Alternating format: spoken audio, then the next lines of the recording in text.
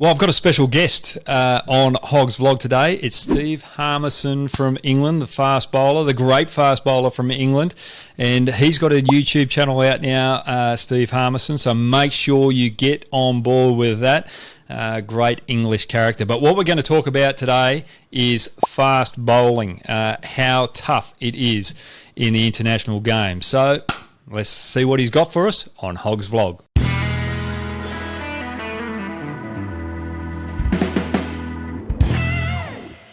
Steve, fast bowling. Now, there's three different formats of the game right now: T20, one days, and Test match cricket. How hard is it for a fast bowler to adjust to all those three formats? I think it depends on what you're dealing, your terminology of fast bowler. If you're talking about somebody that's ridiculously fast, I'm talking about. So in my day, you like to show back to your Alan Donalds, your Brett Lees. I don't think there's a great deal of change.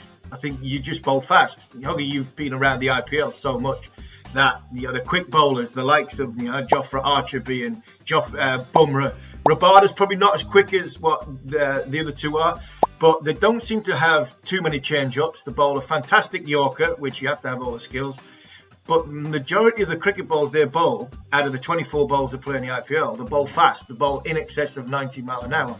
So I don't think you have to change too much. I think if you come down, the speeds, then all of a sudden you see a lot more slower balls. Bowl a lot more into the pitch with it. Your off cutters, fields, a lot more. The unsquared a lot in deep positions. But I think the actual fast bowler, if I was playing now, I'd be standing, 60 meters away from the stumps. And I'd be looking at that white thing, especially in 2020, and saying, right, I'm going to bowl as fast as I possibly can. If you want to hit me for six, I always felt this in one-day cricket. If you could hit 90 mile an hour plus ball for six, geez, that was a great shot. That's a great shot, no matter whether it was full, it was short. Beans are going, batsman picking the bat up, losing shape and things like that. I always felt, you know what? Good luck hitting this extra set, because if you can't, if you've got to time it perfectly, because if you don't, I've got feelers on a boundary, I'm going to have you out. What about, with fast bowlers, you're expected to bowl fast every time you go out in the middle.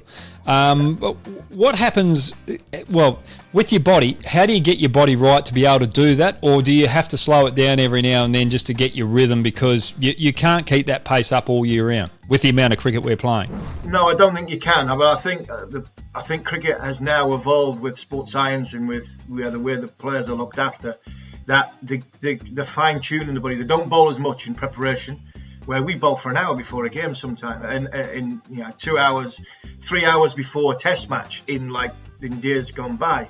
And you're thinking, well, they're not doing that now. I'm watching Jimmy Anderson when you go on tour and watch We're England, and he just does a lot of sprinting. He does fast fibre stuff, very little bowling now, but he's finely tuned and he knows his action.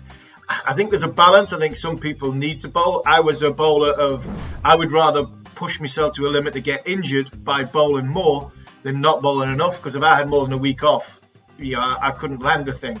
So I had to repetition, I had to bowl and bowl and bowl. But I think in competition and when you're playing, you can't bowl at 100 mile an hour, 100% all the time. You have to, and that's where the good get better, because you use what's behind, between your ears. The most important thing for any cricketer is what goes on between your left and your right ear. You sometimes have a Spanish waiter on your left shoulder telling you one thing, but the legs don't tell you that they're going to go the same way. And I've been in that position many times, and I think that's where you use your experience. Yourself, Hoggy, when you're bowling. If you don't feel quite right, just go back to basic. Right, try and bowl one side of the wicket, pack one side, and get some confidence. Many times during my career, I'd say to Michael Vaughan, I'm not feeling great here. I don't feel in great rhythm. The thing Vaughan would do then, he'd just say, right, square leg back, fine leg back, deep point, third man. I want you to bowl cross seam and try and bowl as fast as you possibly can. Which in his eyes, it was just getting me to finish my action, because I probably wasn't going over the top and finishing it. So simple little things can trigger in the moment, where you'd say to Matthew Hoggard, who probably didn't have the bouncer to trouble a batsman, we'll get you in rhythm by just run up and bowling, 5th, 6th stump. We'll pack 7-2 field and say, right, just get a bit of confidence by bowling dot balls. So that's what comes with being not only an experienced bowler, but in them conditions, but also a leader. A leader helps. An understanding captain that knows his bowlers is just as valuable as having a bowler that knows his own game. And you mentioned something there, bowling all the time. I know with Glenn McGrath and Brett Lee, if they had 6 months off the game, they would only take a week off before they'd get back down the nets and just bowl some balls, not at full pace, but just still keeping that body in the rhythm. What about you over there in England in those cold climates during the winter? Would you be doing the same thing in those particular situations, going into an indoor net to keep the body ticking over? Yeah, it's repetition. I think it's repetition of action, of knowing and understanding your action. I don't think I fully got and understood my action throughout my whole career. Sometimes it was on, sometimes it was off.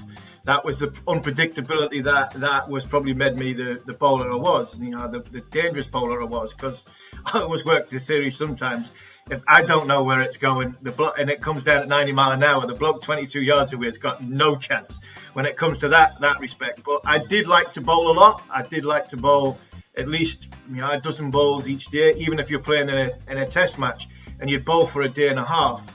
The next morning, I'd still maybe bowl 6 balls off my full run-up, just so my body knew and my mind knew that I'd bowled the day before and the day before. And I think in the winter, there's a fine balance between bowling too much indoors and not bowling enough to keep your action just a little bit fluid. So we're quite fortunate in being in the Northern Hemisphere. We played a lot of cricket, so didn't have to use the indoor schools a lot because you were touring, but still, I'd encourage a lot of young bowlers to bowl little but often. And the more often you bowl, the more you get used to your action. Your left foot goes in front of your right foot, your hands go in fluid ways, your bound, your gather gets right, comes over nicely. Half a dozen balls, not a problem, at full tilt, and then you move on to the next tier. Not in competition. In competition, I think you try and bowl that little bit more. Now, going back through your career, Steve Harmison, what would you do differently knowing what you know now with your career? Probably go to the gym a bit more. My lifestyle hasn't really changed, to be honest, over the last 25 years. I've just stopped bowling. Yep. I probably drink a little bit more, but I still, I like to drink and a hamburger and a pizza, and I just stopped bowling. I've replaced bowling with golf. So instead of bowling and the intensity of running in and bowling doing 15 Ks a day, I'm now doing 3.5, 4 Ks a day, chasing a golf ball around the park. Some would argue I can hit a golf ball straight. I can bowl a white ball. So no, I would probably have been a lot more professional. But did I enjoy it? Boy, I enjoyed the lifestyle I had and what I did. So would I change? Not a great deal, but if I did change one little thing, it would be go to the gym and do something meaningful, as opposed to going to the gym for a coffee and maybe a walk around the outskirts, just looking at the gym weights, not actually participating in the things up.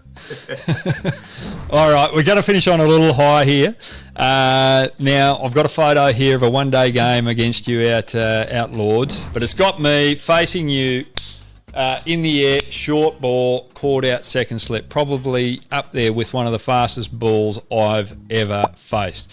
Now, was it the nose? Was it me with an attitude that I had out there that you just wanted to hit me on the noggin, or what was it?